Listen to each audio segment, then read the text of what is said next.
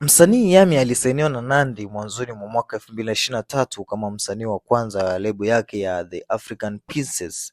Kipindi hicho kilikuwa na mafanikio makubwa kwake. Alitoa nyimbo zenye mvuto mkubwa kama Nitadumu Naye aliyoshirikiana na Mbosso na toleo lingine lilohusisha Barnaba. Nyimbo hizo zilifanya vizuri sana, zikawa kubwa sana mjini na kuongezea wafuasi wake katika mitandao yake ya kijamii na kila mahali. Yammy alionekana na sauti tamu, nyimbo za mapenzi na mvuto wa kike ambao ulimfanya awe na kipaji halisi. Watu walimkubali sana na kumfuatilia kwa kazi yake makini ya kufanya mziki. Hii inaonyesha kwamba lebo ya Nandy ilimpa platform nzuri sana, marketing, ushirikiano na wasanii wakubwa kama Mbosso na mwelekeo wa kitaalamu. Kipindi cha The African Princess kilikuwa kilele cha Yammy hadi sasa. Taarifa inasema kwamba baada ya Yammy kuondoka kwa Nandy karibu Februari hadi Machi, makali yake yamepungua, na haya ni maoni ya kawaida tu katika tasnia ambao watu wengi wanaweza wakatoa. Wastani wengi hupata boosti kubwa wanapokuwa chini ya lebo yenye resources na pesa connection nyingi. Wakiondoka, wengi hupungua kiwango ikiwa hawana watu wenye nguvu wa kuwasaidia. Yammy anaweza kuwa anakabiliwa na changamoto kama marketing, ufadhili na hata mabadiliko ya maisha yanayomvuruga, kama anavyotajwa kwamba yuko busy na mapenzi sana. Mlinganisho wa wasanii kama Lavalava, Rich Mavoko na Slay ni wa kawaida katika Bongo Flava.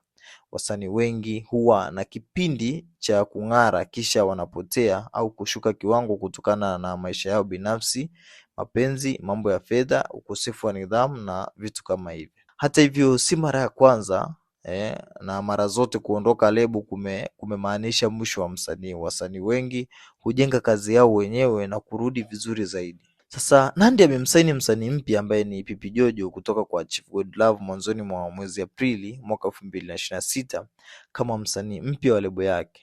Pipi Jojo ni kijana mwenye kipaji, sauti nzuri na anachukuliwa kuwa na uwezo mkubwa. Taarifa inakubali kuwa yeye ni mzuri, lakini pia bado hajafika kiwango cha Yammy wakati Yammy alipokuwa chini ya Nandy. Maoni yanamsihi kwamba Pipi Jojo aongeze bidii na juhudi ili asije akaishia kama wasanii wengine waliopotea njia. Hii inaonyesha kwamba Nandy anajaribu kujenga lebo yake kwa kuendelea kusaini wasanii wapya wa kike kama ilivyokuwa lengo la African Princess tangu mwanzoni. Utakumbuka kwamba mfumo wa lebo katika Bongo Flava, lebo kama ya Nandy inatoa fursa kubwa kwa wasanii chipukizi, lakini inategemea pia na uhusiano kati ya msanii na mmiliki wa lebo. Kuna minong'ono, wakati mwingine wivu au migogoro kama ilivyotajwa baadhi ya gumzo kuhusu Yammy na Nandy. Athari ya maisha binafsi ya kauli ya Yammy, yupo busy sana na mapenzi, inaonyesha jambo muhimu sana katika tasnia. Maisha binafsi yanaweza kuharibu au kuimarisha kazi. Wasanii wengi hasa wanawake wamepata changamoto wakati wa mahusiano, mimba au mambo ya moyo. Ushindani na kulinganisha, hii ni tabia ya mashabiki wa Bongo, kulingana na wasanii na mambo mapya na wale wa zamani. Pipi Jojo anachukuliwa kama mrithi wa Yammy katika lebo hiyo na ni shinikizo linalokuwa kubwa sana kwake.